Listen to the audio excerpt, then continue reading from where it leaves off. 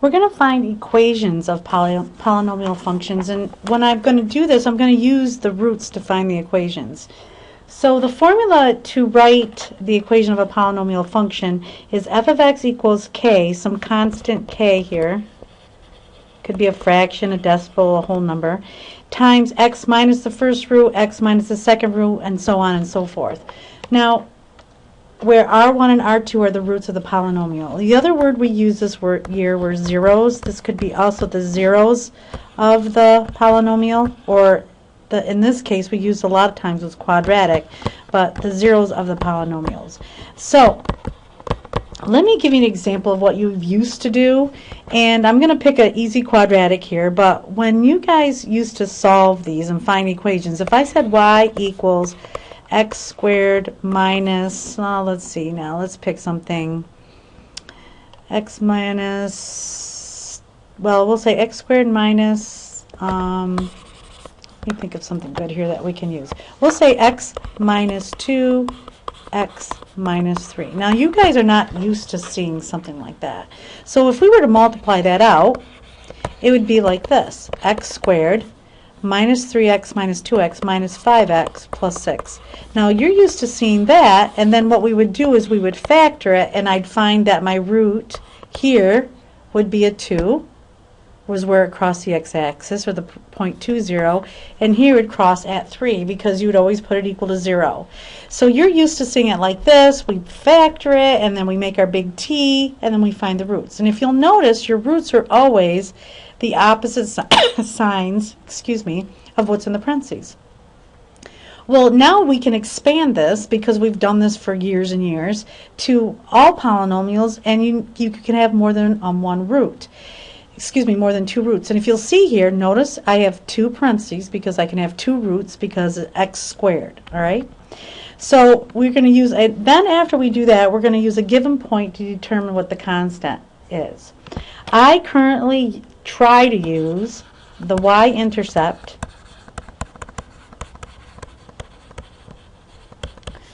for f of x and set, and set x equal to 0 to find your k. We're going to practice this, okay? If no point is given, then keep your k in the equation. Okay, let's practice one. So I've got one here. I've got this quadratic, and it's a polynomial function. So what I want to do first, before we just get into doing this, is to kind of go through the properties that we did on the worksheet. So I look at it. It has one turn. In my graph right here, it turns once. If it has one turn, I know that the degree is one more, so it's a second degree equation. Or in this case, if you think about it, an x squared.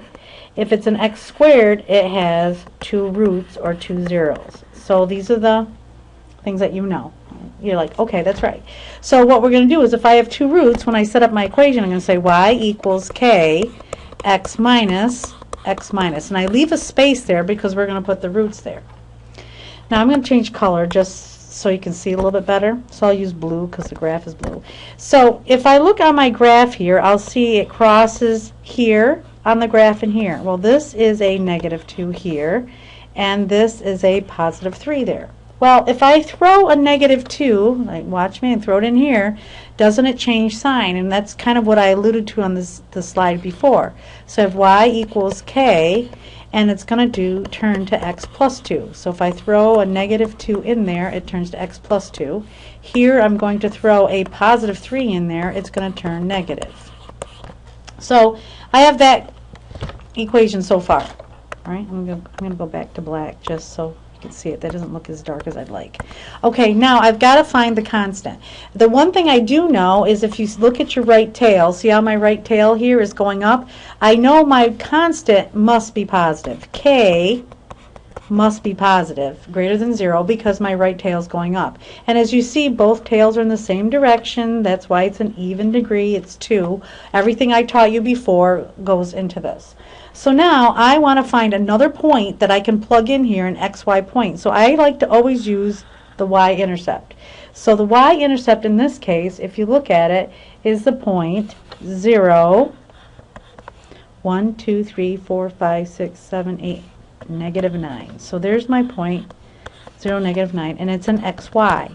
So what I'm going to do is take that and throw it in there. And the reason why I pick this is I'm being smart, is my x's are 0. It makes an easier equation to solve. But you could use any point given. Okay, so now I have -9 equals k, and in the x spots I'm going to put the 0 because that's what it is. And I got -9 equals k, and I have a 2 here times a -3. So I have -9 equals -6 times k. And when I divide by -6, I get k to be 3/2. Now I'm really happy about k being 3/2, not because I'm particularly fond of 3/2, but it's positive just like it should be. So now all you do is you take that constant and replace it, and you can leave it in factored form, but it's y equals 3/2 x minus 3 x plus 2, or you can put the parentheses the other way around. So there is an equation. Now we did do this earlier, but we're expanding this to do this with other polynomials. Okay, so let's look at the next one here. I've got another example, another polynomial. We're going to go through all the properties and characteristics first before we do the equation. So over here on the left, let's look at it. Well, my tails are opposite, so I have opposite tails. So if I have opposite tails, that means my degree or my power is odd. Okay, is odd. And I look and I have 2 turns. If I have 2 turns, that's 1 less than the degree, so that means it's a 3rd degree equation, which is odd. Okay. My right tail is going down, so my k, my constant in the front, should be negative when I'm done. And also, because it's a 3rd degree, I have 3 roots, which will help us with the parentheses. So now let's come up with the equation. So let's set it up. I have y equals the constant k, x minus, and I'm going to do this 3 times because I have 3 roots. Okay, potentially 3 roots. So let's look at it. So this is a -3 here. This is where it crosses here. It crosses again here at 2, and it crosses again here at 5. Okay, so what we're going to do now is take these points and throw it in. So I throw a -3 in there. I'm going to throw a +2 in there, and I'm going to throw a +5 in there. So when I do that, I have y equals k, x plus 3, x minus 2, x minus 5. So it's so quick. Now I just have to figure out what the constant k is. So what I like to do again is do it the smart lazy way. I'm looking for the y-intercept, and the y-intercept is 0, -6. Okay, so this is an xy, and I'm just going to replace it back up in here so I can solve for k. Now I'm hoping k is negative because that's what I'm hoping for. So I got 0 plus 3, 0 minus 2, 0 minus 5, -6 equals k times 3 times -2 times -5. So I've got 10 is 30k, -6 equals 30k. Divide by 30, k equals -1/5. And I'm happy again because the k is negative. Now all I do is replace that back up here into this equation here, and I'll have my equation. And you don't have to multiply it out. -1/5, x plus 3, x minus 2, x minus 5. There is my equation. Okay? Alright, let's try another one. Now this one is an example of another polynomial function. Now this one I had to graph on something different, so we're going to go through and do this. Now purposely I made this a little bit more vague, but we can still go through here. I've got tails are opposite, so I know it's odd. Odd power. And if my powers are, if my odd power, I can look and see I have 2 terms. If I have 2 terms, this must be a 3rd degree because it's 1 more. If it's a 3rd degree equation, I must have 3 roots that I'm going to use, which will help me do this. Now my right tail is positive, so it's increasing, so my k must be positive. So let's go through this. So I'm going to set it up. Y equals k, x minus, x minus, x minus. Now when I do that, I'm going to throw some roots in here. So I've got 1, 2 right here. This is going to be -2.